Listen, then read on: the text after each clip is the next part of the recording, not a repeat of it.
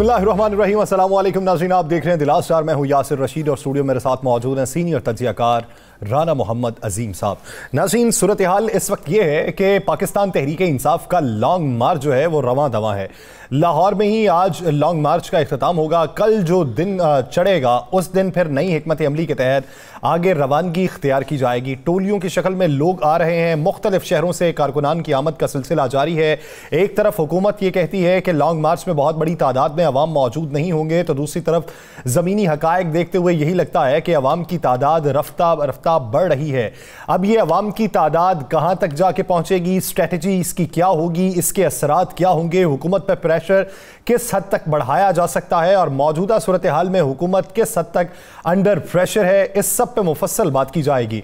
क्या पाकिस्तान तहरीक इंसाफ जो है ये नए इंतखाबात का अपना मुतालिबा मनवा पाएगी? अगर नए इंतखाबात का मुतालिबा होता है तो वो किन टर्म्स एंड कंडीशंस के ऊपर होता है, इस पर भी बात करते हैं। राना साहब की तरफ बढ़ते हैं। राना साहब, क्या समझते हैं, लिबर्टी चौक से लेके जब ये काफिला रवां दवा हुआ तो उस वक्त लोगों की कयास आराइयाँ ये थी, जो हुकूमती बेंचेस में थे उनका ये था कि ज़्यादा से ज़्यादा अवाम की तादाद 4 से 5 हज़ार, 6 हज़ार या 7 हज़ार हो सकती है, इससे ज़्यादा ये अवाम की तादाद नहीं होगी। आप क्या समझते हैं कि स्ट्रेटजी पीटीआई की है क्या, किस तरीके से प्रेशर में लाना है हुकूमत को? बिस्मिल्लाहिर्रहमानिर्रहीम, अस्सलातु वस्सलामु अलैका या सय्यदी या रसूलल्लाह, अस्सलातु वस्सलामु अलैका या सय्यदी या हबीबल्लाह।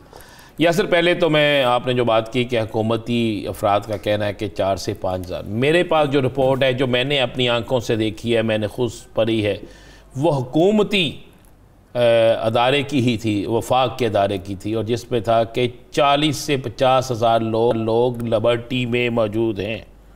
ये किसी और जगह की मैं बात नहीं कर रहा, लिबर्टी के अंदर वो कह रहे थे कि 40 से 50 हज़ार लोग मौजूद हैं। ये उस रिपोर्ट में है, और फिर वो जो कॉल्स उस रिपोर्ट्स की थी उसमें भी यही था।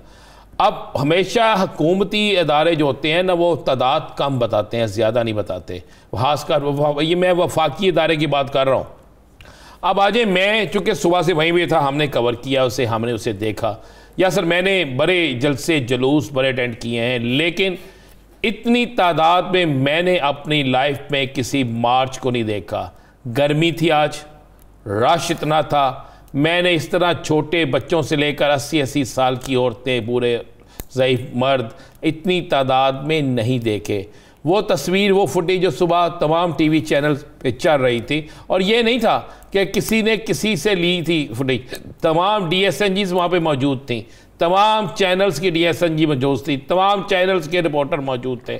उससे अंदाज़ा लग सकता है कि कितनी तादाद थी, और इतनी ज़्यादा तादाद थी कि जब वो वहाँ से काफिला चला है, जब वो मार्च वहाँ से चला है, जब खान ने तकरीर की है, उसके बाद तादाद में कमी नहीं हुई, इजाफा हुआ है। बहुत से जो लोग आए थे दूसरे शहरों से, वो उसमें शामिल होना शुरू हो गए। फिर जूं जहाँ जहाँ, अच्छा एक ज़हन में रखिएगा, सिर्फ लिबर्टी नहीं था, मुख्तलिफ जगह पर स्टेज बने हुए हैं, उन स्टेज पर इस्तकबाल हो रहा है, हर जगह पर हज़ारों की तादाद में लोग मौजूद है। मेरी अभी एक ऐसे रिपोर्टर से बात हुई कि जिसका तल्लक जो है वो बड़ा कट्टर मुस्लिम लीग नून का रिपोर्टर है, उसके हमदर्दी है। मैंने उससे पूछा, वो कवर कर रहा था किसी चैनल की तरफ से, हाँ, मैं कवर कर रहा था किसी चैनल से। मैंने उससे कहा, यार आज मुझे बताओ, तुम बताओ। मैंने कहा जरा इससे पूछा, तो उसने मुझे कहा कि मैंने मरियम की रैली भी, मैंने बिलावल भट्टू की रैली भी, मैंने मौलाना फजलुर रहमान की रैली भी कवर की है।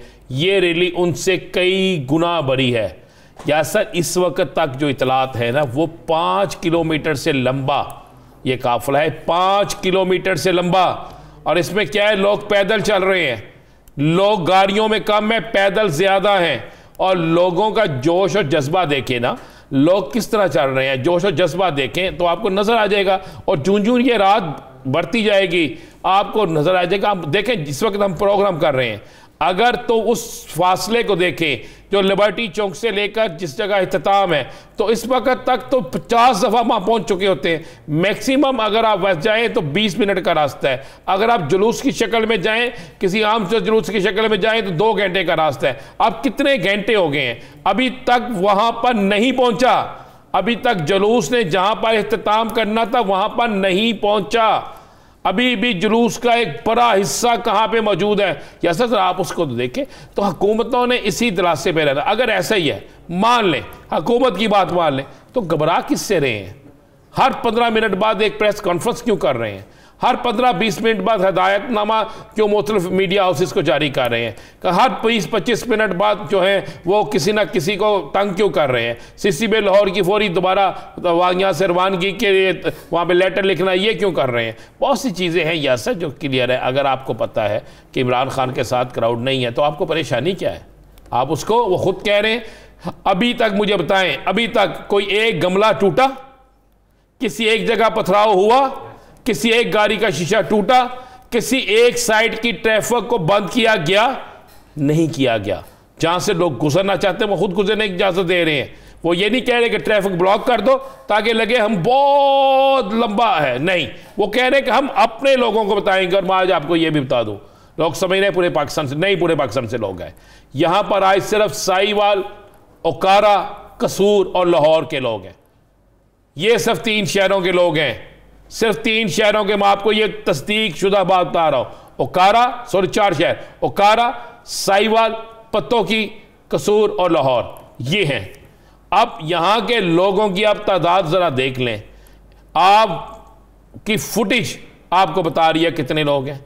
आपकी फुटेज आपको साबित कर रही है कि कितनी तादाद में लोग, किस तरह लोग खड़े हैं। लोग जिस तरह मनोपत्तियां फेंक रहे हैं, लोग जिस तरह कप्तान का खिताब सुनने के लिए खड़े हैं, लोग जिस तरह एक दीवाना वार वहां पे भाग रहे हैं। इतना पैदल चलना मुमकिन ही नहीं है, इतना वहां पर खैर स्टैंड लेना मुमकिन ही नहीं है जितना स्टैंड लिया जा रहा है। देखें, आज हमें यह मानना होगा कि कप्तान आज बाजी जीत गए हैं। देखें, ये कल क्या होगा वो कल की इतला है, कल के प्रोग्राम में डिस्कस करेंगे, लेकिन आज के प्रोग्राम में मैं आपको ये कह रहा हूं कप्तान आज बाजी। अच्छा राना साहब, अगर मजमूई तौर पर रूट देखा जाए, लिबर्टी से इशरा, इशरा से मजंग, मजंग से फिर आगे बढ़ते हुए MA कॉलेज, MA कॉलेज से पोस्ट ऑफिस, पोस्ट ऑफिस से दाता दरबार और दाता दरबार से आज़ादी मार्च, मजमूई तौर पर कितने अवाम जमा हो गए होंगे? देखिए, मैं समझता हूं क्योंकि इस्तकबालिया कैंप हर रहनुमा के ज़ेरे अंदर लगा हुआ है। इसकी तादाद 1 लाख से ज्यादा है। अगर आप इन तमाम जगहों को मजमूई तौर पे देख रहे हैं ना, तो फिर ये तादाद 1 लाख से ज़ायद है। और आप ये देखें, हर रहनुमा के ज़िम्मे कितने अफराद लगे थे? देखिए, हर रहनुमा के ज़िम्मे इस दफ़ा अफराद, देखिए लाहौर से बाइट जो थे उनके ज़िम्मे अफराद लगे हुए थे, वो लेके आए। वो कितने लेके आए उसकी बाकायदा मीटिंग हो रही है। और मैं आपको ये भी बता दूँ, इस दफ़ा कप्तान बड़ा ओपन खेल रहा है। जो काम करेगा वो आ जाएगा, जो काम नहीं करेगा वो नहीं आएगा। देखें, इस मार्च को नाकाम करने के लिए क्या हुआ? वाडा साहब की प्रेस कॉन्फ्रेंस हुई, ठीक है जी, 6-7 और प्रेस कॉन्फ्रेंस हुई।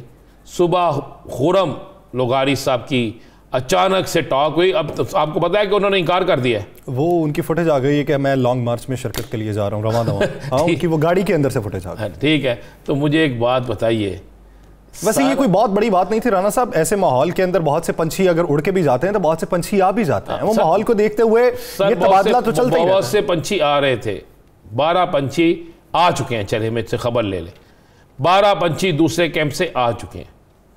अब 20 लोग और भी प्रेस कॉन्फ्रेंस कर लें, कोई असर नहीं होगा। हमें हमारा मजबूत पाकिस्तान चाहिए। हम बिल्कुल एक बात पे मैं स्टैंड लेता हूँ, क्लियर स्टैंड लेता हूँ कि अफवाज पाकिस्तान जिंदाबाद। हमें अपनी मजबूत अफवाज चाहिए।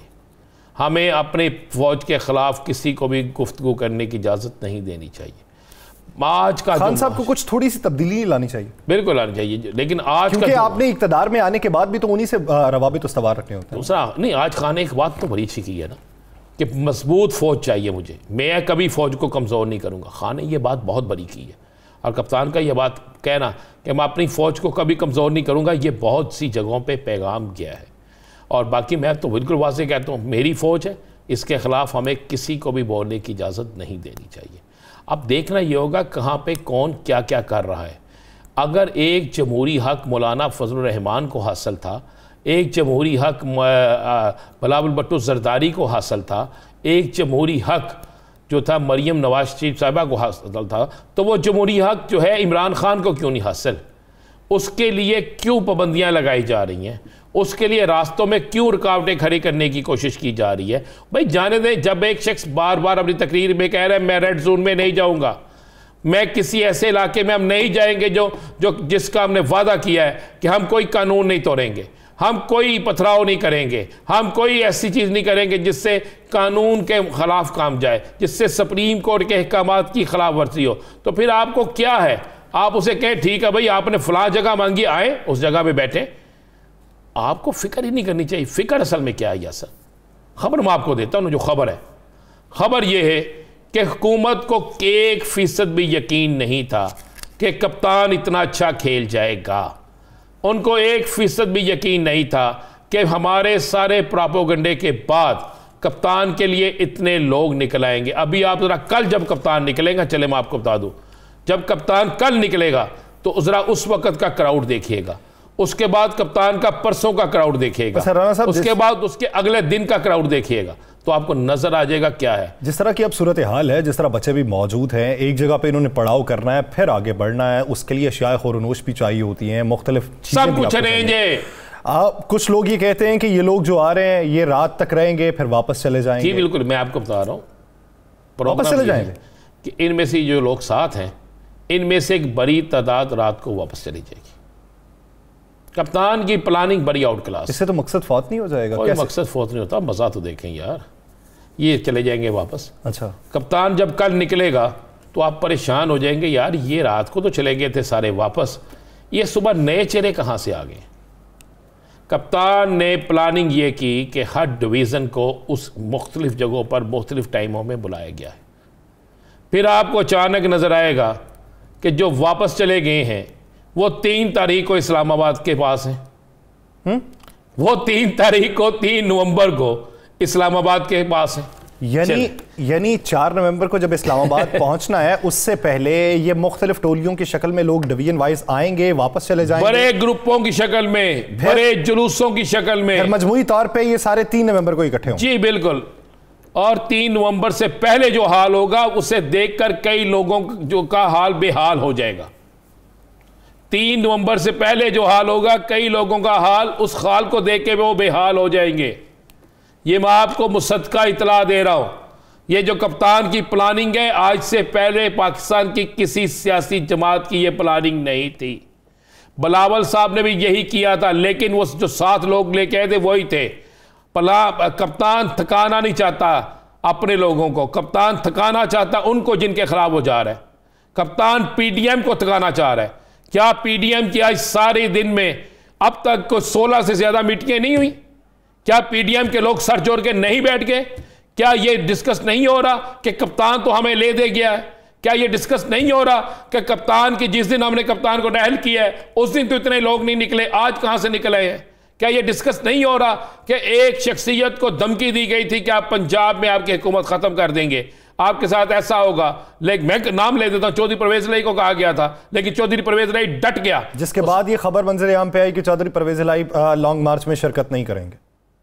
ये अफवाह आई थी ना। हाँ जी। चौधरी परवेज लाई डट गया और मैं आपको ये खबर दे रहा हूं, चौधरी परवेज लाई ने कहा हुकूमत जाती है जाए, आप जो कर सकते हैं करें, मैं खड़ा हूं कप्तान के साथ और मैं कप्तान का आखिरी हद तक साथ दूंगा। तो शेख रशीद साहब के बारे में भी खबर आई कि बीमार हैं, वो शिरकत ये अफवाहें हैं। आप देखें ना, रात को एक अफवाह चली जी सदर पाकिस्तान से इस्तीफा लिया जा रहा है, फिर अफवाह चली जी फलां जगह पे फलां हो रहा है, फिर चली जी ये इस्तीफा उन्होंने भेज दिया। ये चलती रहेंगी, ये चलती रहेंगी। ये होती है खौफ की अलामत, ये होता है ऐसा खौफ जिसके बाद आपको देखें। आप मुझे आज एक और खबर राना साहब आई थी, मैं आपके गोश गुजार कर दूं कि आर्टिकल 149 के तहत विफाकी हुकूमत ने वजारत दाखिला पंजाब और कल से वापस ले लिए इख्तियारात और अंडर हो गई है विफाकी हुकूमत के पुलिस। ये सारी खबरें कल रात से चल रही हैं, वो नोटिफिकेशन भी चल रहे हैं, वो असली हैं या नकली, सब कुछ चल रहा है। आप मुझे एक बात बता दें, अभी एक खबर ये चल रही थी आर्टिकल 6 ये लगाने की तैयारी हो रही है। और भाई किस पे लगाओगे, क्यों लगाओगे, किस तरह लगाओगे, क्या किया? भैया हालात चेंज हो गए हैं। जब हालात चेंज होते हैं ना, आप हुकूमत के हमायत याफ्ता सुप्रीम कोर्ट बार के इलेक्शन में हुकूमत का हमायत याफ्ता वफाकी हुकूमत का उम्मीदवार हार गया। हामिद खान ग्रुप 4 साल बाद सुप्रीम कोर्ट बार के इलेक्शन जीत गए।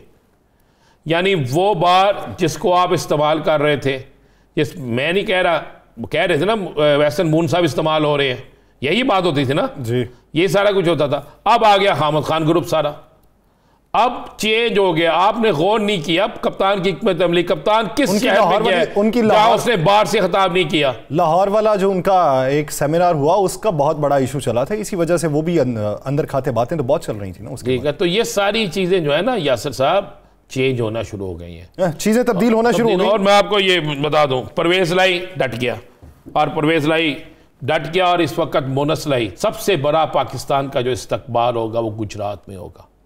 और मोनस लाई और उसके जो अजीज़ हैं, जो उसके कज़न हैं, वो इतनी तैयारी कर रहे हैं कि आपकी सोच से भी ज़्यादा। मैंने कामों की शाहदरा में मैंने देखा यासिर गिलानी पागलों की तरह लगा हुआ है, इब्रारुल हक लगा हुआ वहाँ पे, महर इश्तियाक लगा हुआ है, और महर मार जो है वहाँ पे जो इलेक्शन आ रहा था वो लगा हुआ है। उसके बाद आप आगे आ जाए, राना नज़ीर साबिक एमएन है ना, साबिक मिनिस्टर है, वो लगा हुआ है, पूरी तैयारी कर रहा है। इस तरह लग रहा है बिलाल इजाज साबिक एमएन वो लगा हुआ है, गुजरांवाला जहां भी इतना बड़ा जलसा हो गया वो भाई लोग तो इस तरह है जिस तरह जश्न मना रहे हैं। राना साहब ब्रेक लेनी है, ब्रेक के बाद नाज़रीन वापस आते हैं तो ताज़ा तरीन जो हकायक हैं इस वक्त की सूरत हाल है उस पर करेंगे, पाकिस्तान तहरीक इंसाफ की हिकमत अमली पे बात करेंगे और मौजूदा हुकूमत की स्ट्रेटजी पे बात की जाएगी। कहीं नहीं जाएगा शहविदास।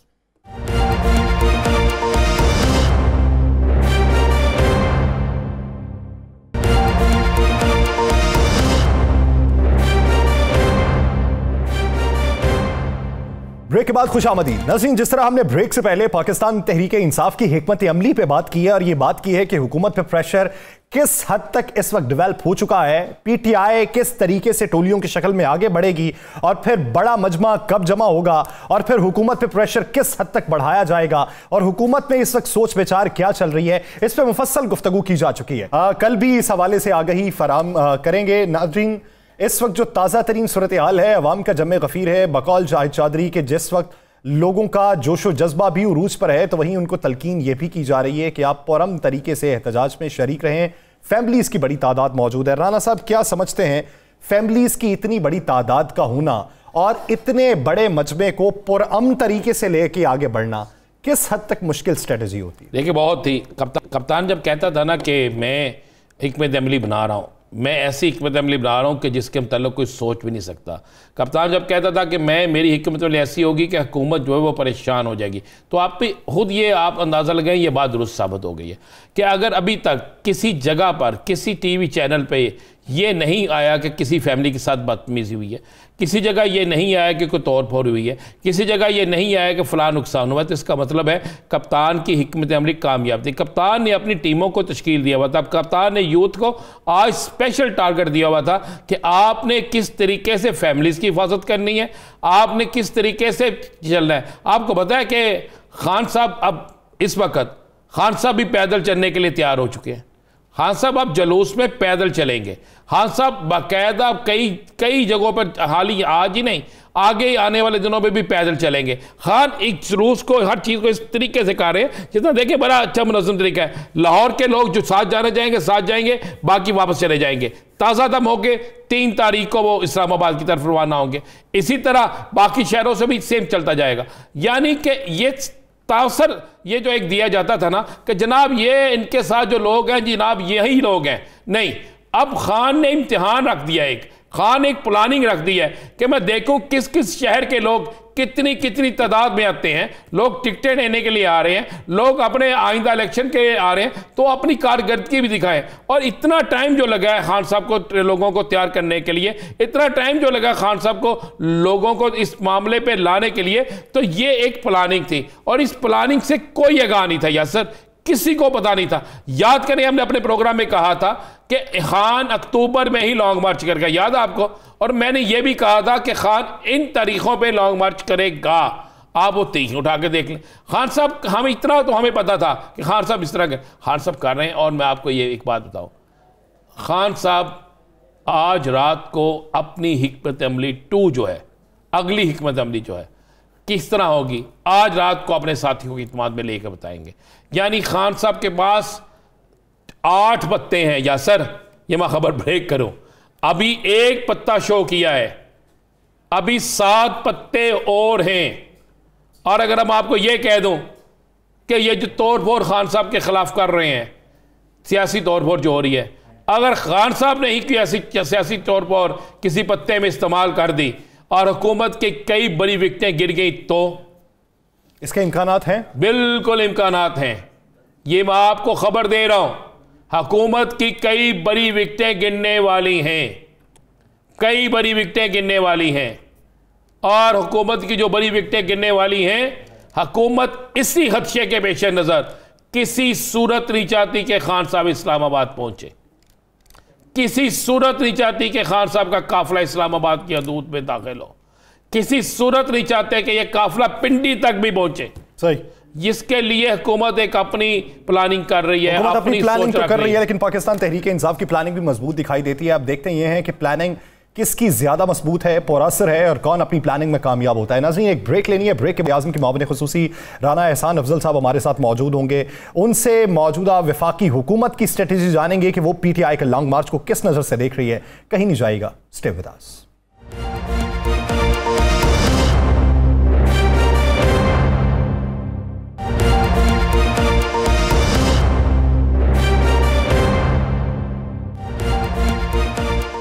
ब्रेक के बाद खुशामदीद। नाज़रीन, ब्रेक से पहले जिस तरह हम पाकिस्तान तहरीक इंसाफ के लॉन्ग मार्च के इस वक्त ज़मीनी हक़ाइक़ पे बात कर रहे थे, उनकी स्ट्रेटजी पे बात कर रहे थे, तो अब ये देखते हैं कि वफाकी हुकूमत इस लॉन्ग मार्च को किस नज़र से देख रही है। वफाकी हुकूमत क्या प्रेशर में है? क्या वफाकी हुकूमत पाकिस्तान तहरीक इंसाफ के मुतालबात मानेगी? क्या अब भी कोई रास्ता निकल सकता है कि मेज़ पे बैठ के मुज़ाकरात हो सकें, निकात तय हो सकें और उसके बाद मुस्तकबिल की हिकमत अमली वज़ा हो सके, या फिर तमाम रास्ते बंद हो चुके हैं? अब ये हालात ही फैसला करेंगे कि किस समत की तरफ रवां होना है। इसी बारे में बात करने के लिए वज़ीर आज़म के मुआविन खुसूसी राना एहसान अफजल साहब ने हमें ज्वाइन किया है। राना एहसान साहब, बहुत मशकूर हैं आपके वक्त के। राना एहसान साहब, पाकिस्तान तहरीक इंसाफ का लॉन्ग मार्च तो शुरू हो चुका, वो ये समझते हैं कि शायद इस्लामाबाद पहुंचने से पहले ही हुकूमत फैसला कर ले मुस्ताफ़ी होने का और नए इंतखाबात का ऐलान कर दे। क्या आप ये समझते हैं कि PTI का इस वक्त जो लॉन्ग मार्च है, उनके जो मुतालबात हैं, इस पर वफाकी हुकूमत कुछ सोच विचार कर रही है या फिर इसे टेकिंग फॉर ग्रांटेड ले रही है? बिस्मिल्लाहिर्रहमानिर्रहीम। देखें, जो बुनियाद इमरान खान ने इस लॉन्ग मार्च का बनाया है वो ये है कि ये एक नाजायज हुकूमत है जो आलमी साजिश के जरिए आई है। तो ये तो पर्दाफाश हो चुका है, ऑडियो लीक से वो जो आलमी साजिश का भांडा है वो फूट चुका है। फिर सदर आरिफ अलवी को भी यकीन नहीं है कि आलमी साजिश है, वो बार बार ड्रामा ही है और वो कुछ भी नहीं है। तो एक तो ये उनका जो बुनियादी वजह जो वो बताते हैं कि इलेक्शन पहले होने चाहिए, तो वो तो रद्द हो गई। दूसरी उनकी जो वजह है वो ये वो जो एक जो क्लेम या डिमांड उनकी है कि आर्मी चीफ की तकर्री जो है वो ये हुकूमत या वजीर आजम ना करे, क्योंकि उनको लगता है वो बड़े करप्ट हैं। तो करप्शन के तो इनके करप्ट प्रैक्टिसेस के मामला तो इनके अपने हैं, और वो आइन जो है इजाजत देता है कि वजीर आजम सिलेक्ट करे। तो अपोजिशन के मेंबर की जो ख्वाहिशात हैं उसके मुताबिक तो हुकूमत नहीं चलने लगी।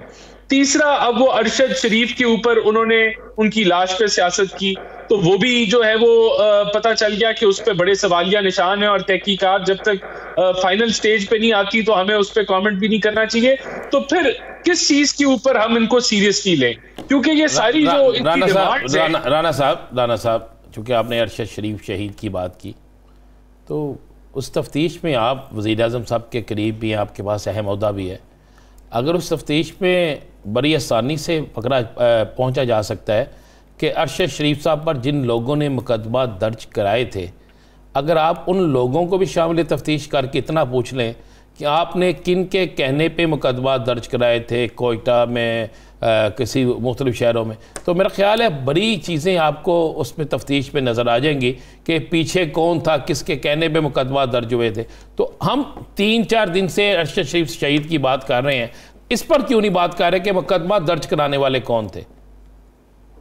देखिए, बड़ा आपने वैलिड पॉइंट राना साहब उठाया है, और देखें मुकदमात तो जो है शहबाज गिल के ऊपर भी बने, इमरान खान पे भी बने, और दीगर जो जर्नलिस्ट हैं उन पे भी बनते हैं जो कि काबिल मुजम्मत हैं। लेकिन क्या उन जो मुकदमात बने या FIR कटे, क्या उससे सारे जर्नलिस्ट मुल्क छोड़ के चले जाते हैं? तो ये सारे जो मामलात मैं आपसे एग्री करता हूं कि ये मामलात अब जो भी जुडिशल कमीशन है वो इसकी मुकम्मल तहकीकात जरूर करेगा, और जो सवाल आपने उठाया है वो अरशद शरीफ शहीद के लिए के केस के लिए बड़े अहम हैं और उस पर जरूर बातचीत होगी। लेकिन ये जो मार्च है, आप यकीन करें कि जो उनकी डिमांड्स है इमरान खान की, उसकी ना आइन से कोई तल्लक है, ना उसका कोई लॉजिक के साथ कोई तल्लक है, ना उसका कोई हकायक के साथ तल्लक है। सिर्फ एक ख्वाहिशात हैं एक ऐसे आदमी की जो समझता है कि वो पॉपुलर है तो इसलिए अभी इंतखाबात हो जाए, उसको डर है, खौफ है कि 10 महीने अगर हुकूमत ने पूरे कर लिए, 10 महीने कोई ज्यादा मुद्दत तो नहीं है, 10 महीने का तो पता भी नहीं लगता, लेकिन वो ये चाहते हैं कि 10 महीने में वो और बेनकाब ना हो जाए, उनके जो भांडे हैं वो और फूट ना जाएं और हकायक अवाम जो है वो हकायक को जो है तस्लीम ना करना शुरू कर दे। तो ये खौफ है जो इमरान खान राना एहसान साहब, आपकी बात बिल्कुल बजा। किसी एक शख्सियत, चंद शख्सियात या किसी एक पार्टी के मुतालबात के ऊपर हुकूमत को मुस्ताफ़ी नहीं होना चाहिए और हुकूमत को अपना काम भी जारी रखना चाहिए, उसका आईनी हक है। लेकिन क्या आप ये नहीं देखते कि एक शख्स की जो बातें हैं जो आपके मुताबिक गलत हैं और उसके मुताबिक सही हैं, अवाम उसे बाय भी करते हैं, अवाम उसके साथ भी निकलते हैं, एक बड़ी तादाद निकल रही है, तो वो जो अवाम उसके नजरियात को बाय कर रहे हैं उस पर वफाकी हुकूमत क्या सोच विचार कर रही है, उस पर क्या राय रखती है? देखिए, मैं समझता हूं कि इमरान खान का जो फैन क्लब है वो तो अगर काले कव्वे को इमरान खान कहे कि वो सफेद है तो वो सफेद तस्लीम कर लेती है, अगर वो कहे दिन को रात है तो वो रात तस्लीम कर लेती है और रात को दिन तस्लीम कर लेती है, तो उनका तो कोई इलाज नहीं है। लेकिन जो स्विंग वोटर होता है, जो कॉमन मैन होता है, जो आम आदमी होता है, उस पर जरूर इन बातों का असर पड़ता है। और हम समझते हैं कि ये जो हमें 10 महीने और हमारे हैं, हम इसमें मईशत को भी बेहतर कर लेंगे, हम थोड़े से मामलात को स्टेबलाइज कर लेंगे, और ये जो झूठे बयानिए इमरान खान देता है वो भी लोगों को समझ आ जाएंगे कि हकायक क्या है। तो ये हमारा आईनी हक है, हम इस टेन्योर को पूरा करेंगे। हम अपनी, जहां हमें वो माशी गंद साफ करना पड़ा, मुश्किल फैसले लेने पड़े, अवाम को के ऊपर बोझ डालना पड़ा, वहां हमारा राइट है कि हम उसका कोई नतीजा भी निकालें। चलिए राना साहब, आपने माना कि इमरान खान का फॉलोइंग जो है लोग भी हैं वो उनके साथ करें।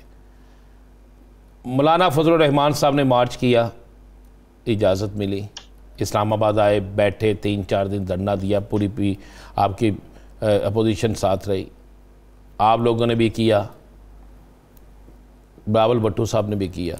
खान साहब बार बार कह रहे हैं कि मैं सुप्रीम कोर्ट के हुक्म के मुताबिक उसी ग्राउंड में जाके बैठूंगा। आपको उनसे परेशानी नहीं होनी चाहिए, फिर उसके राह में अभी तक उन्हें इजाज़त क्यों नहीं दी जा रही? देखें, बिल्कुल आपका ये बिल्कुल सही जवाब है, और मैं समझता हूं कि अगर वो हुकूमत को इस चीज की गारंटी दे दें, वो लिख के दे दिया, आज डीसी इस्लामाबाद को 2 दिन से लिख के दे दिया उनकी पार्टी ने, बिल्कुल लिख के दे दिया, लेकिन उनका जो माजी है वो दागदार है। लेकिन फिर भी मैं आपकी बात को आगे बढ़ाते हुए ये कहूंगा कि उनको इजाजत देनी चाहिए। अगर वो इस चीज की गारंटी हो जाए, हुकूमत को यकीन दिला दें कि वो H9 पार्क से आगे नहीं बढ़ेंगे, रेड जोन के ऊपर नहीं बढ़ेंगे, कानून को हाथ में नहीं लेंगे, तो जो फ्रीडम ऑफ एक्सप्रेशन या फ्रीडम ऑफ स्पीच या फ्रीडम ऑफ असेंबली या फ्रीडम ऑफ प्रोटेस्ट जो है वो उनका हक है और वो उनको मिलना चाहिए। बात सिर्फ मसला तब बनता है जब वो धमकियां लगाते हैं, जब वो ऐसा तासर देते हैं कि ये संभाले नहीं जाएगी अवाम और फिर हुकूमत को पता चल जाएगा, या ये खूनी मार्च होगा जिस तरह पहले कहा जाता था, या जिस तरह फैसल वाडा नहीं, ये खूनी मार्च तो इस दफा तो उन्होंने किसी एक जगह मुझे कोई एक फिक्रा दिखा दे इस मार्च के वाले से। पिछली दफा की बात कर रहा हूं, पीछे छोड़ दे ना, पीछे की बात छोड़ दे, इस दफा की बात कर ले राना साहब। इस दफा इनके मेरे साथ दीगर लोग बैठे कि हम डी चौक में आएंगे, टीवी टॉक शोज पे लोगों ने कहा, लेकिन अगर वो यकीन दहानी दिला दें तो इनका हक है, इनको मिलना चाहिए। मैं आपकी बात, उस यकीन दहानी के लिए किसकी गारंटी चाहिए राना साहब? मेरे ख्याल से इनकी अपनी गारंटी या इमरान खान की गारंटी हो या जो भी वो उस मामलात को डील कर रहा है वो काफी होगी। अगर वो यकीन दहानी कोई रिटन फॉर्म में या एफिडेविट कोई दे दें या कोई हलफनामा जमा करा दें तो मेरे ख्याल से राना साहब फिर आपके यहाँ तो आपकी हुकूमत आपके इल्म में नहीं लाती, तो यहाँ फिर मेरे भाई ने वो लेटर नहीं पढ़ा जो उन्होंने इस्लामाबाद में जमा कराया, उसमें ये गारंटी और लेटर में ये लिख के दी है, जिसको बस ठीक है, जिसको लेकिन जो तो मुस्तरद कर दिया आपने। नहीं, जो टीम है उसको उसके कोई कंसर्न होंगे, उसने भी रेज किए होंगे सवालात कि आपका पिछला रवैया, इसी तरह की गारंटियां आपने पहले जमा कराई और उसका आपने फिर जो है वो उनको पामाल कर दिया। तो मेरे ख्याल से ये एक अभी टाइम है, अभी हफ्ता है, उसके अंदर ये बातचीत उनसे चलती रहेगी और अगर यकीन दहानी हुकूमत को मिल जाती है कि ये इनकी नीयत जो है उसमें फतूर नहीं है तो ये इनको मिल जाएगी इजाजत। तो हुकूमत की तरफ से कौन इजाजत देगा कि हुकूमत की नीयत में फतूर नहीं है? ये कौन देगा? आपके वज़ीर दाखिला हर 5 मिनट बाद एक प्रेस कॉन्फ्रेंस करते हैं। नहीं राना साहब, बात हम करें ना, आपके वज़ीर दाखिला हर 5 मिनट बाद प्रेस कॉन्फ्रेंस करते हैं, कोई कितनी गन्ने कितने ड्रोन ये सारे सुनाते हैं, फायर। हुकूमत की गारंटी कौन देगा? देखिए, हुकूमत की मैं गारंटी दे देता हूं कि हुकूमत पहला इकदाम नहीं उठाएगी। अगर कानून तोड़ा तो फिर हुकूमत जो है एक्शन जरूर लेगी। लेकिन हुकूमत राना साहब, फिर यासर ने सवाल करना है, आप भाई हैं मेरे, मैं फिर एक ही सवाल करता हूं। इमरान खान की नहली पर फैज़ाबाद रेड जोन नहीं है, फैज़ाबाद रेड जोन नहीं है। अभी तो फैज़ाबाद तक जुलूस पहुंचा था तो शेलिंग की इंतहा हो गई थी, तो हुकूमत की गारंटी कौन देगा? तो फिर गारंटी आपकी तरफ से भी चाहिए। गारंटी वो चाहिए राना साहब कि जो गारंटी हो ताकि अवाम जो है ना वो खैर वफियत से जाए और हर शख्स अपना जमहूरी हक अदा करे। देखिए, मैं एग्री करता हूं, ये जो भी इंतजामिया इस मामलात को डील कर रही है और इंटीरियर मिनिस्टर साहब भी, उन्होंने खुद भी कहा है कि अगर हमें यकीन दहानी हो जाए तो ये इनको इजाजत होगी और ये आपस में बातचीत डेफिनेटली चल रही होगी। और इसमें जब इंटीरियर मिनिस्टर खुद फरमा रहे हैं कि ये अगर उनका यही नियत है कि उन्होंने H9 पार्क में रहना है और वहीं धरना देना है, तो इसमें कोई कबाहत नहीं है। इस चीज की इजाजत उनको कोर्ट भी देता है और हम कोर्ट के जो है अहकामात के ऊपर हम उसके ऊपर पूरी पैरवी करेंगे। राना एहसान साहब, बसद एहतराम, दोनों तरफ से आप जब बात करते हैं कि बयानात दिए जाते हैं तो फिर उससे तसादुम के खतरात पैदा होते हैं। हमने 25 मई को भी कवर किया। 25 मई को फ़िरोज़पुर रोड के ऊपर जिस तरह से तशद्दुद किया गया, रोकने की कोशिश की गई, उसके बाद फिर राना साहब के ये बयानात कि आप आएँ, हम भी दुगनी तैयारी से बैठे हैं, फिर आपके लिए नए शेल मंगवा लिए गए हैं, इस तरह की बातें, इस तरह के बयानात, ये फिर दूसरों को भी डराने के मुतरादिफ होते हैं।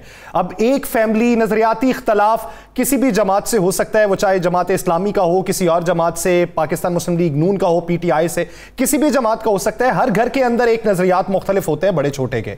अब एक फैमिली निकली है तो वो महफूज खुद को किस तरीके से तसव्वुर करेगी?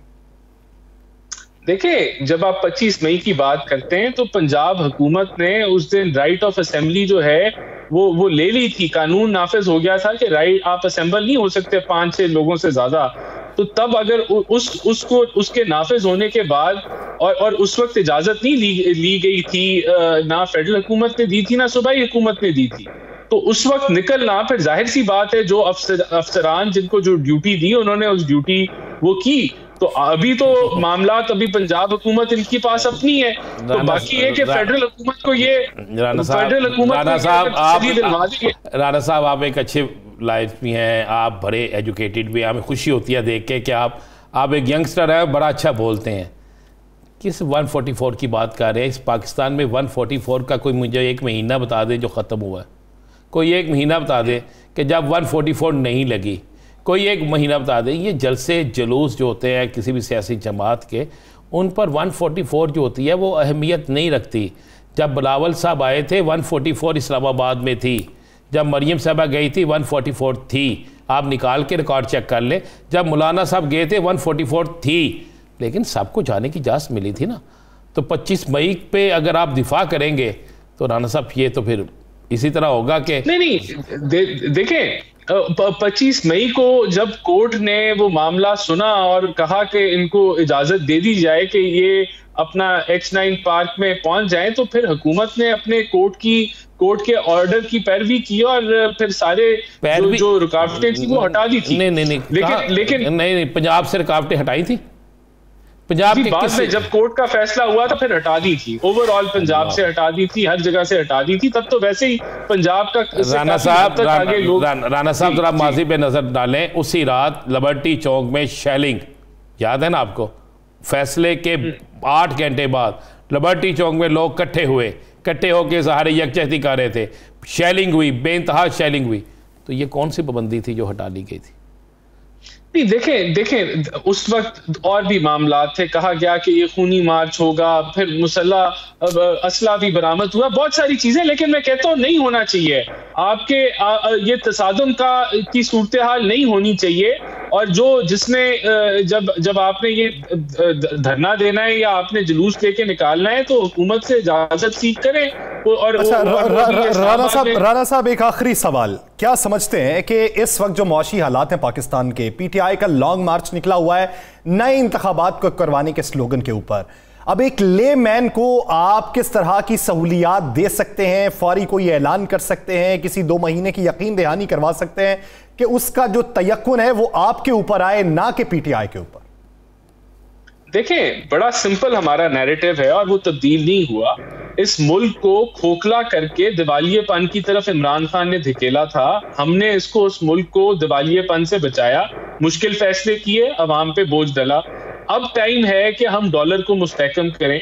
हमारे पास 10 माह हैं कि हम महंगाई के जिन को काबू करें, थोड़ा सा महंगाई में कमी आए। कोई जादू की छड़ी नहीं है, मुल्क के हालात बड़े टफ हैं, दुनिया के हालात बड़े टफ हैं, अभी दुनिया रिसेशन से जा रही है, लेकिन इन मुश्किल हालात में हमने इस मुल्क को बचाना है और इसको देखभाल के, इसको जो है संभाल के इसकी मुश्किल हालात में मुल्क को बचाना है, क्योंकि इस वक्त आलमी सतह पे भी हालात ऐसे हैं कि पाकिस्तान मुश्किलात का शिकार है। अगले 10 माह के अंदर हुकूमत इन मुश्किलात पे काबू भी पालेगी और पाकिस्तान तहरीक-ए-इंसाफ अगर पुरअमन एहतजाज करना चाहती है तो रिटन फॉर्म में लिख के दे और एहतजाज कर सकती है। ये मौक़िफ़ आपका बहुत शुक्रिया राना एहसान अफजल, हवाले से अपना वक्त देने के लिए। नाज़रीन, प्रोग्राम द लास्ट आवर का वक्त खत्म हुआ चाहता है, मुझे और राना अजीम साहब को दीजिए इजाज़त। अपना बहुत सा ख्याल रखिएगा।